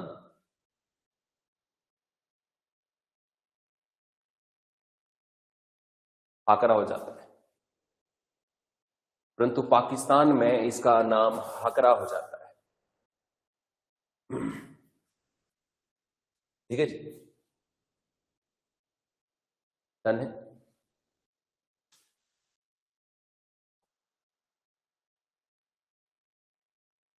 और आप जानते हैं कि हड़प्पन सभ्यता के टाइम पे भी घाघर नदी का जिक्र मिलता है हमको। तो घाघर हाकरा हो गए। ये हड़प्पा के बारे में वो तो अब चीजें आप बाद में हिस्ट्री में देखोगे। बंदरगाह हैं कुछ, उनके बारे में भी। समुद्र का बढ़ता तापमान, सुनामी आएगी, जल रही थी, क्या सकती है सुनामी। अननेसेसरी बातों को हम यहाँ स्किप करेंगे। अब अगला टॉपिक है जी प्रायद्वीपीय भारत की नदियां। ये तो हमने डिस्कस किया, हिमालय रिवर्स। प्रायद्वीपीय नदियां जिसमें कि गोदावरी आएगी, कृष्णा आएगी, कावेरी आएगी, बहुत सारे रिवर्स हैं। तो peninsular Indian reverse, PENNISULAR, peninsular Indian reverse, प्रायद्वीपीय भारत की नदियां। तो जो पेनिसुलर इंडिया है उसमें जो रिवर्स है हम उनकी बात करने वाले हैं। तो आप जानते हैं कि एक नदी है महानदी, जो एग्जाम में कई बार पूछी जाती है। ये महानदी जो नदी है, इसका उद्गम ओरिजिन कहां से है? इसका छत्तीसगढ़ के उच्च भूमि माने छत्तीसगढ़ की हाईलैंड से होता है। छत्तीसगढ़ हाईलैंड से इसका ओरिजिन होता है और उसके बाद ये उड़ीसा में से होते हुए बंगाल की खाड़ी में गिर जाती है। ठीक है जी। तो छत्तीसगढ़ से निकली और अब बंगाल की खाड़ी में ही बहेगी, पर नदी की लंबाई 860 किलोमीटर है। इसका प्रवाह माने जो इसका फ्लो है महाराष्ट्र, छत्तीसगढ़, झारखंड और उड़ीसा में, चार में है। तो कई लोगों को लगता है कि छत्तीसगढ़ से निकली और सीधे उड़ीसा में चली गई। नहीं, ऐसा नहीं है। तो छत्तीसगढ़ है, महाराष्ट्र है, छत्तीसगढ़ है, झारखंड है, महाराष्ट्र है, उड़ीसा है। इन चार स्टेट्स को ही कवर करती है, इन चार राज्यों में ये बहती है। तो जो महानदी है इन चार जगहों पे बहेगी।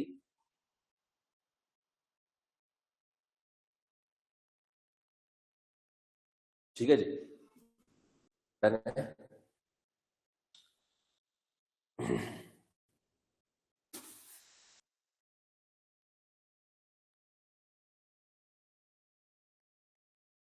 चलिए, हो गया Godavari.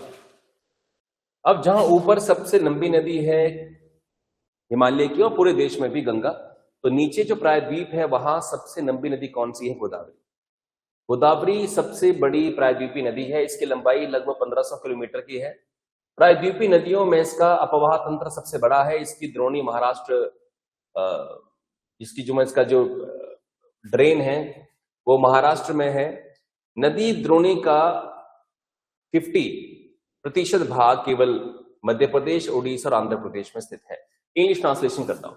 This is the biggest peninsular river of India. Its length is 1500 kilometre.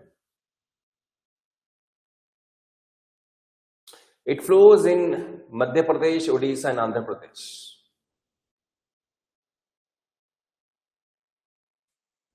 Maharashtra, Madhya Pradesh, Orissa and Andhra प्रदेश।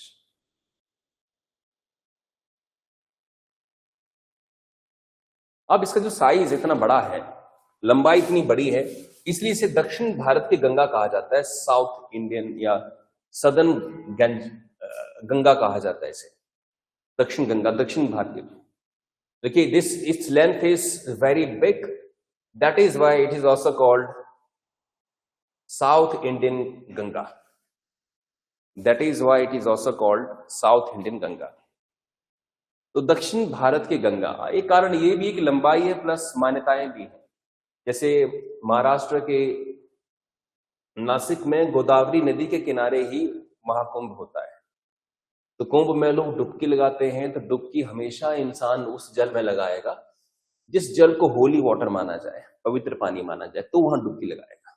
गंगा में लगाते हैं, तो इसलिए ये एक बात यहां पे है।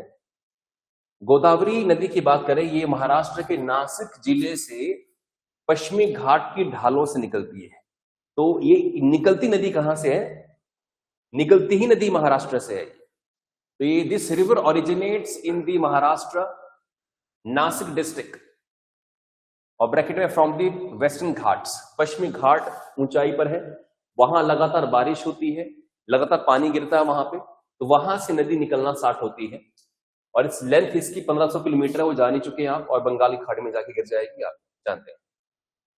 तो इसकी जो ट्रिब्यूटरीज हैं वो जैसे पूर्णा हो गई, वर्धा हो गई, प्राणहिता हो गई,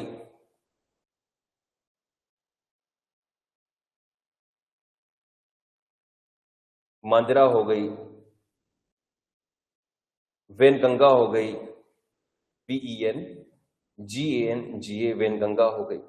ये सारी क्या है, इसकी ट्रिब्यूटरीज हैं।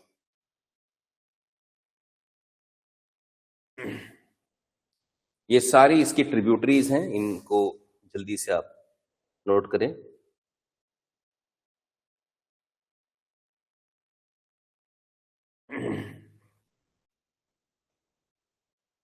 ठीक है जी। नेक्स्ट है कृष्णा। कृष्णा को हेडिंग में डाल दीजिए KRISHNA, कृष्णा। कृष्णा रिवर की बात करें तो इसका उद्गम जो है अगेन महाराष्ट्र से होता है। दक्षिण भारत के दो इंपॉर्टेंट रिवर्स कृष्णा और गोदावरी, दोनों का उद्गम कहां से हो रहा है? महाराष्ट्र से। और महाबलेश्वरम, जो महाबलेश्वर है सतारा डिस्ट्रिक्ट में, सतारा वो डिस्ट्रिक्ट था जो अंग्रेजों ने डॉक्ट्रिन ऑफ लैप्स के जरिए सबसे पहले अपने कंट्रोल में लिया था, वो कहानी एक अलग है। तो सतारा के पास होता है। गोदावरी नदी के बाद प्रायद्वीपीय भारत की दूसरी सबसे बड़ी नदी यही है। After Godavari it is the second biggest river of peninsular India. After Godavari it is second biggest peninsular river of India. After Godavari it is second biggest river of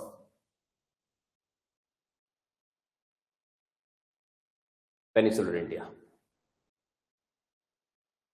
अब पुराणों में भी इसका जिक्र है, वो छोड़ दीजिए। हमने यहां से नोट करना, ये लाइन जो है ये नोट करेंगे हम लोग। जैसे बंगाल की खाड़ी में गिरने से पहले 4 राज्यों में बहती है।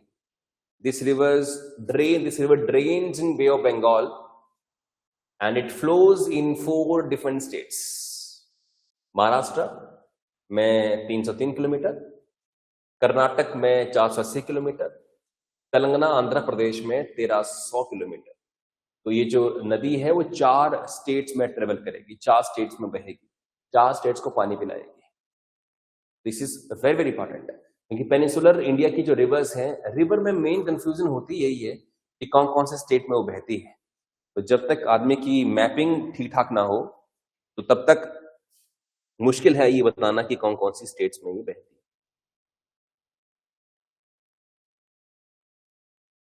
ऑलराइट,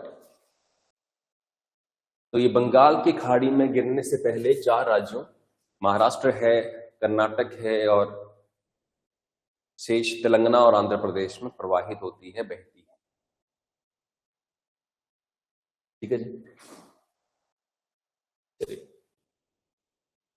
अब इसकी जो सहायक नदियां हैं, जो इसकी ट्रिब्यूटरीज हैं, उनको पढ़ना जरूरी है।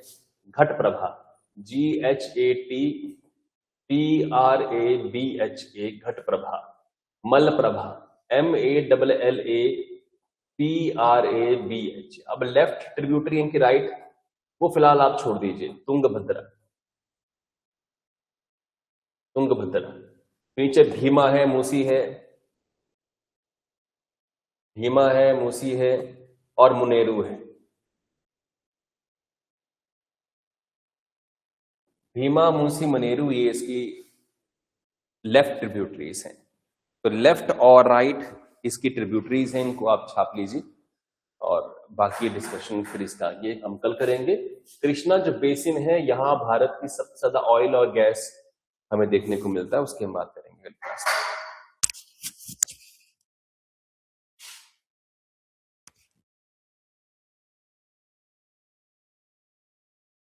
तो पिछली क्लास में हमने स्टार्ट किया था डिस्कस करना प्रायद्वीपीय नदियां। प्रायद्वीपीय नदियां क्या होती हैं? देखिए, भारत में नदियां 2 प्रकार की हैं। भारत में नदियां जो है वो 2 प्रकार की होती हैं। भारत में नदियां 2 प्रकार की हैं। देखिए, एक निकलती है हिमालय पर्वतों से, ये हिमालय पर्वत है, यहां पे हमेशा बर्फ गिरी हुई है और बर्फ पिघलती रहती है, तो नदियां यहां से निकलती रहती हैं। तो यहां वाली जो नदियां हैं उनको बोलेंगे हिमालय नदी। ठीक है जी, गंगा उनमें से एक। और जो इधर की बात हम करें तो छोटे मोटे पर्वत यहां भी है। देखिए, पहली बात तो गाइस इस बात को कंप्लीटली जानिए कि ये वाला हिस्सा नीचे वाला, इसे बोलते हैं पेनिसुला, जिसे कहते हैं प्रायद्वीप। राइट, ये पेनिसुला है, ये प्रायद्वीप है। और प्रायद्वीप में नदियां आएंगी कहां से? यहां तो हिमालय पर्वत है नहीं, पर यहां भी छोटे छोटे क्या है, पर्वत हैं। और फेमसली अगर हम बात करें तो अरावली की पहाड़ियां, सतपुड़ा की पहाड़ियां, विंध्याचल की पहाड़ियां आपने सुना होगा। और ये स्पेशली जो पश्चिमी घाट है, जिसको बोलते हैं वेस्टर्न घाट, तो पश्चिमी घाट पर बर्फ तो नहीं है, अरावली पर्वतों पे बर्फ तो नहीं है, क्योंकि इतने ऊंचे वो नहीं है, तो बर्फ कहां से होगी? जितना ऊंचा पर्वत होगा वहां पे बर्फ गिरेगी। तो पर्वत यहां पे भी बस छोटे साइज के हैं। और बारिश जब यहां होती है इन पर्वतों पर, और बहुत बारिश होती है, क्योंकि अगर आप देखेंगे यहां से, ये एरिया देखिए आप, यहां हमारा अरेबियन सी है, अरब सागर है। यहां से जब जलवाष्प निकलते हैं तो जलवाष्प पर्वतों से टकराएंगे तो बारिश होगी। तो पश्चिमी घाट पे टकराते हैं, सतपुड़ा पे टकराते हैं, विंध्याचल पे टकराते हैं, अरावली पे टकराते हैं, जिस कारण से यहाँ बारिश बहुत होती है, जिस कारण से यहाँ बारिश बहुत होती है। और इसी कारण से कुछ नदियां हैं जो इन पर्वतों से निकलेंगी, तो इन नदियों को बोलेंगे हम लोग क्या? प्रायद्वीपीय रिवर्स। प्रायद्वीपीय नदियां माने पेनिसुलर रिवर्स। ठीक है जी। तो हमने कृष्णा की डिस्कशन कर ली थी, कृष्णा को पढ़ लिया था हमने पिछली क्लास में, कृष्णा को डिस्कस कर लिया था। चलिए, कृष्णा नदी को हमने पिछली क्लास में पढ़ लिया था, तो हमने भी पढ़ लिया था। चलिए कावेरी की बात करेंगे। तो कावेरी नदी पश्चिमी घाट से निकलती है, ब्रह्मगिरी श्रृंखला है, माने ब्रह्मगिरी माउंटेन रेंजेस है, ब्रह्मगिरी माउंटेन रेंज से निकलती है, और तमिलनाडु में कुंटूर के दक्षिण में बंगाल की खाड़ी में जाकर जो है वो मिल जाती है। ठीक है जी। तो टेक्निकली देखा जाए तो बंगाल की खाड़ी में जाके गिरेगी, सारी बातें यहां नोट कर लीजिए। इसकी लंबाई 760 किलोमीटर की है। सहायक नदियां अरावती है, भवानी है, हेमावती है, काबिनी है। ठीक है जी। और इसका जो ड्रेनेज है, कैचमेंट एरिया है, तमिलनाडु में, केरल में, कर्नाटक में। क्वेश्चन एग्जाम में आ सकता है कि कावेरी नदी किन 3 स्टेट्स में बहती है? Very important.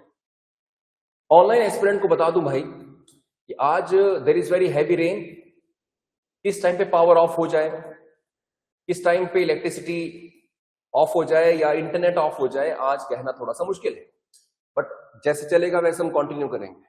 तो stay tuned, stay updated, online aspirants, right.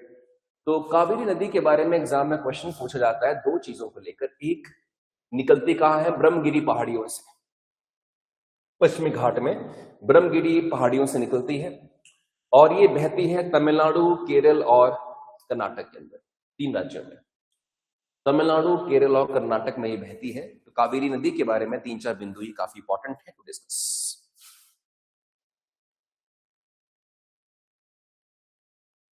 ठीक है जी।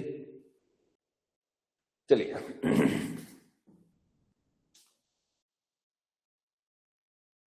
तो ये तो हमने डिस्कस कर लिया कावेरी के बारे में। होगा बेटा, नोट हो गया?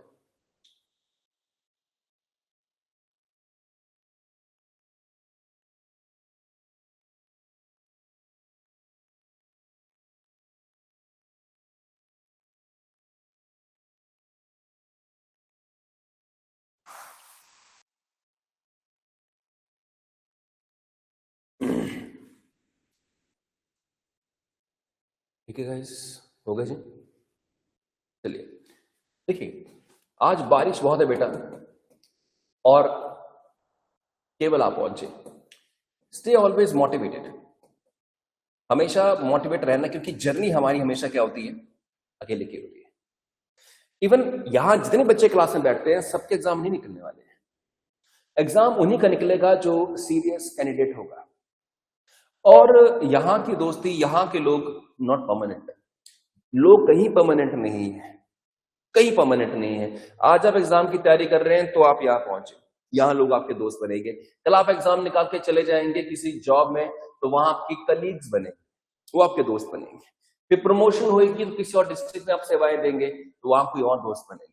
तो अंततः देखा जाए तो फैमिली को छोड़कर बाकी सब टेम्परेरी तो है। तो इसलिए never compare yourself with others, क्योंकि कंपटीशन हमारा बहुत सारे लोगों के साथ होता है, ना कि सिर्फ क्लास के लोगों के साथ। तो केवल होता क्या कि क्लास में मान लो कुछ बच्चे हैं जो ठीक ठाक पढ़ने में है, उनको लगता है कि हम तो एग्जाम आसानी से निकाले जाए। ऐसा नहीं। तो स्टे अंडरडॉग, इतनी प्रिपरेशन आपकी है बताना ही नहीं किसी को। चलिए, तो बंगाल की खाड़ी की ओर बहने वाली छोटी नदियों की बात हम करेंगे। जैसी छोटी नदियां, इनके बारे में एक आध बार एग्जाम में क्वेश्चन पूछा गया है। स्वर्ण रेखा उनमें से एक है, बेगाई उनमें से एक है, वैतरणी उनमें से एक है, ताम्रपर्णी उनमें से एक है। इनका उद्गम कहाँ होता है? छोटा नागपुर का पठार जो है, वहां से उनका उद्गम होता है। तो ये चीजें भी, और ये नदी बेगाई बड़ी फेमस है क्योंकि इस नदी के किनारे मीनाक्षी टेम्पल है, जो भारत के लगभग टॉप 10 टेम्पल जो होंगे ना, उनमें से एक होगा जी। भारत के टॉप 10 टेम्पल्स में से एक होगा। तो ये बेगाई जो है, इसके बारे में ठीक से नोट कर लीजिए, बढ़िया से नोट करिए इस बारे में जल्दी से।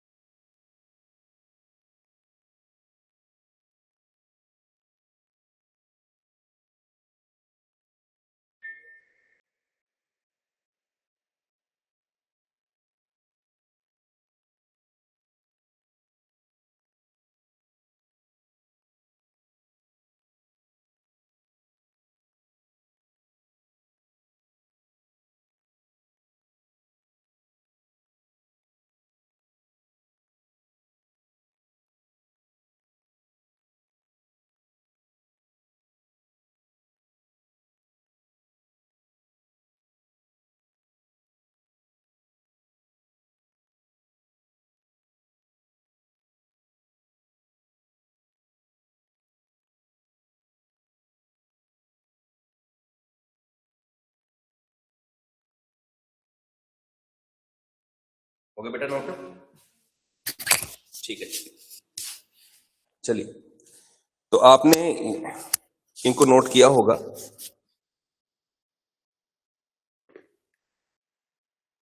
चलिए भाई देखिए, तो आप इनको नोट, ये अब ये रिवर्स ज्यादातर एग्जाम में नहीं आती हैं, मगर एग्जाम डिफिकल्ट हो जाए तो मेन रिवर्स ना पूछकर ऐसे सी रिवर पूछते हैं हमसे जो इतनी इंपॉर्टेंट नहीं होती है।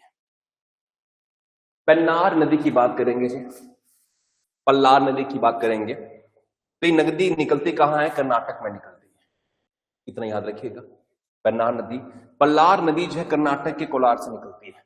तो दोनों नदियां यहां इंपॉर्टेंट है। सिर्फ आपने ये याद रखना है इसके अंदर कि पेन्नार हो या पल्लार हो, पेन्नार नेशनल पार्क राष्ट्रीय उद्यान भी है, तो ये नदी इंपॉर्टेंट है कहां पे? ये कर्नाटक के अंदर है। तो ये बातें आपने नोट करनी है फटाफट से,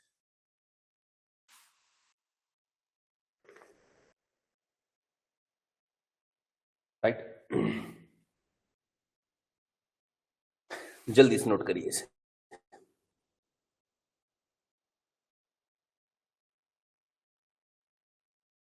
हो गया नोट जी?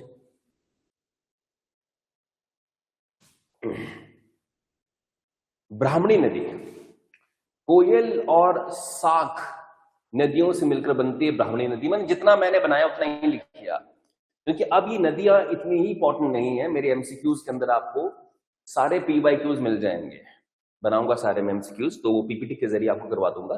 ब्राह्मणी नदी के बारे में बस इतना लिखिए कि कोयल और साख दो नदियां हैं जिन नदियों से बनती है।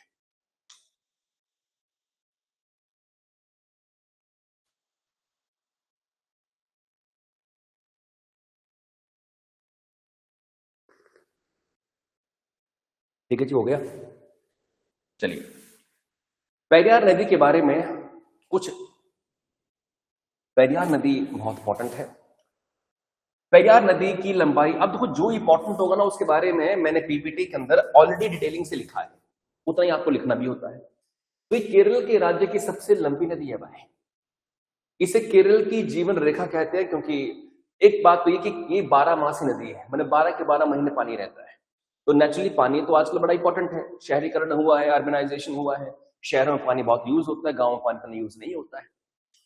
तो पानी का बहुत ज्यादा यूटिलाइजेशन यहां होता है। तो पेरियार नदी पश्चिमी घाट के शिवगिरी पहाड़ियों से निकलती है, और यहाँ पेरियार राष्ट्रीय उद्यान भी है, आपने जान लेना है। सहायक नदियां मुथीर पूजा है, मुल्लायार है, चेरू थोनी है, पेरिन जुंगटी है, ये कुछ इंपॉर्टेंट नदियां हैं। पश्चिमी घाट से निकलती है, ये नोट कर लीजिए अच्छे से। सारी बातें नोट करिए, वैसे कुछ मत छोड़िए, यहां से सारी बातें नोट करिए, छोड़ना कुछ नहीं है। पेरियार नदी जो है वो बहुत ही इंपॉर्टेंट है।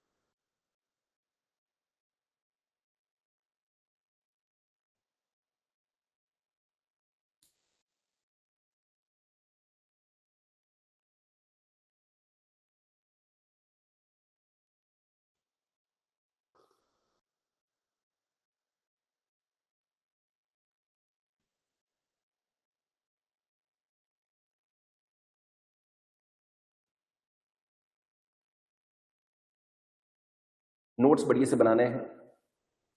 वे लोग बोलते हैं कि नोट्स अपने को समझ में आए वैसे बनाओ, मेरा ऐसा मानना कभी नहीं रहा है। जितने भी बड़े एग्जाम के एस्पिरेंट्स हैं, जिन्होंने एग्जाम जल्दी क्रैक किए हैं, उनके नोट्स अच्छे ही हुआ करें। उपटांग नोट्स बनाओगे तो बाद में होता क्या कि हमें अपने ही नोट्स ठीक से रिवाइज होने में दिक्कत हो जाती है।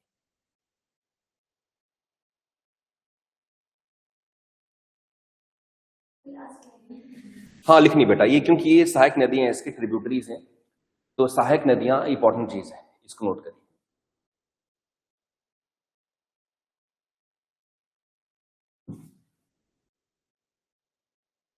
गुड मॉर्निंग बेटा।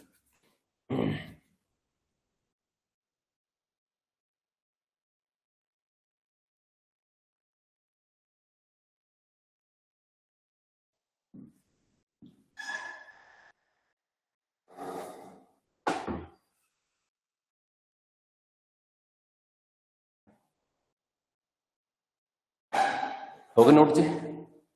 तो पेरियार नदी के बारे में हम डिस्कस कर चुके हैं। तो अब अगली नदी है नर्मदा। नर्मदा नदी के बारे में डिस्कस करेंगे जी। हमारा टॉपिक है पेनिसुलर रिवर, प्रायद्वीपीय नदियां। तो प्रायद्वीपीय नदियों के बारे में हम डिस्कशन कर रहे हैं। तो नर्मदा नदी का उद्गम जो है वो कहां से होता है? मध्य प्रदेश के अमरकंटक पहाड़ियों से। नर्मदा के बारे में तो भी बहुत इंपॉर्टेंट रिवर है, इसके बारे में कुछ छोड़ेंगे नहीं, जितना कहा गया सारा लिखेंगे। अब पश्चिम की ओर जो भ्रंश घाटी, भ्रंश घाटी क्या होती है? जो एक गॉर्ज होती है, जो एक फॉल्ट। अब इसमें आप समझे भ्रंश घाटी क्या होती है। जैसे इस तरह से होता फॉल्ट होता क्रिएट, अंग्रेजी में फॉल्ट कहते हैं, जो एक स्लोप देता है बहने के लिए। समुद्र तक पहुंचने क्रम में ये नदी बहुत से दर्शनिक स्थलों का निर्माण करती है। जबलपुर के निकट संगमरमर के शैलों से नदी गहरे गौज में बहती, गौज मैंने खाई में, तथा जहां ये नदी तीव्र ढाल में गिरती है वहां धुआंधार प्रपात का निर्माण करती है। प्रपात बने वाटरफॉल भी है, वाटरफॉल तक क्रिएट करती है ये। नर्मदा की सभी सहायक नदियां बहुत छोटी हैं, इनमें से अधिकतर समकोण पर मुख्य धारा से मिलती हैं, 90 डिग्री मिलती हैं नदियां, ऐसी छोटी छोटी नदियां हैं। तो और नर्मदा द्रोणी मध्य प्रदेश तथा गुजरात में कुछ भागों में विस्तृत है। मतलब दो ऐसी स्टेट्स हैं जहां ये नदी बहती है, गुजरात और मध्य प्रदेश। पर हाँ, अमरकंटक के पहाड़ों से निकलती है, ये आज का सबसे इंपॉर्टेंट सवाल होगा। ये अमरकंटकों कंटक की पहाड़ियों से मध्य प्रदेश। और नर्मदा रिवर जो है मुख्यतः से गुजरात के अंदर कंट्रीब्यूट करती है। गुजरात में बहुत सारे प्रोजेक्ट हैं इरिगेशन के, इलेक्ट्रिसिटी के, जो नर्मदा के जरिए होते हैं। This is very very important, ये काफी अधिक इंपॉर्टेंट है, महत्वपूर्ण है।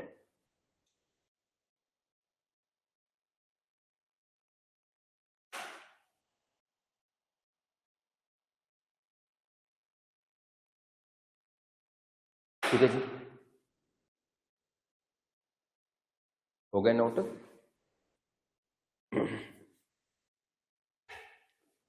नोट करिए बढ़िया से।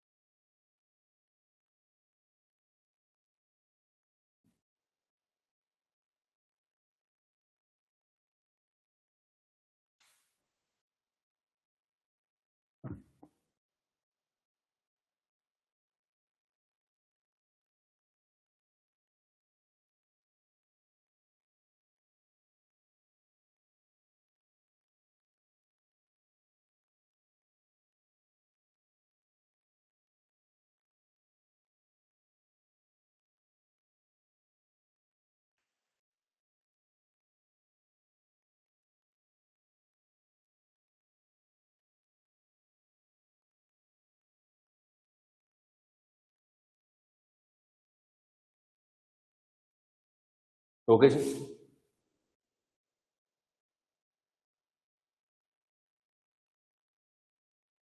चलिए जी, अब देखो यहाँ पे गुरु शिखर, माउंट आबू, ये विंध्याचल पर्वत हैं, अरावली पर्वत ये हैं, गुजरात से निकलते हैं, सतमला की पहाड़ियां हैं, सतपुड़ा के जंगल हैं, अजंता की पहाड़ियां हैं।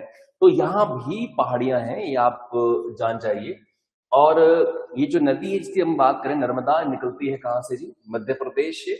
और गुजरात में ये जाकर जो है यहाँ पर जो खाड़िय खंबत की वहां जाके गिर जाती है। महादेव की पहाड़ियां कहाँ है, ये सारी बातें हम आगे जाकर जो है वो डिस्कस करेंगे, समय आने पे डिस्कस किया जाएगा। तो तापी नदी इज द लास्ट, आज हम तापी नदी पे समाप्त करेंगे डिस्कशन को। तो तापी नदी भी मध्य प्रदेश से निकली, मध्य प्रदेश के बैतूल जिले से निकलती है। मध्य प्रदेश में देखेंगे नदियां ठीक ठाक हैं, पर उसके कारण, इसके बावजूद भी मध्य प्रदेश में जो है वो खेती में किल्लत है, दिक्कत है, पानी की समस्या है। रीजन क्या कि मध्य प्रदेश से अधिकतम नदी निकलकर किसी और स्टेट में जाके कंट्रीब्यूट कर रही हैं, मध्य प्रदेश में कंट्रीब्यूट नहीं कर पाती हैं, सतपुड़ा की पहाड़ियों से निकलती है। तो ये नर्मदा के समांतर निकलती है, नर्मदा जैसे ऐसे निकली तो जो तापी है उसके बगल में ऐसे निकले। ठीक है जी, ये मध्य प्रदेश में बहती है, फिर गुजरात में और फिर महाराष्ट्र में भी बहती है। तो 3 राज्यों में बहती है, इतना सा नोट कर लीजिए। और अगली डिस्कशन जो है इसके बाद हम कल वाली क्लास में करेंगे। तो बाकी डिस्कशन कल करते हैं, लीजिए ब्रेक।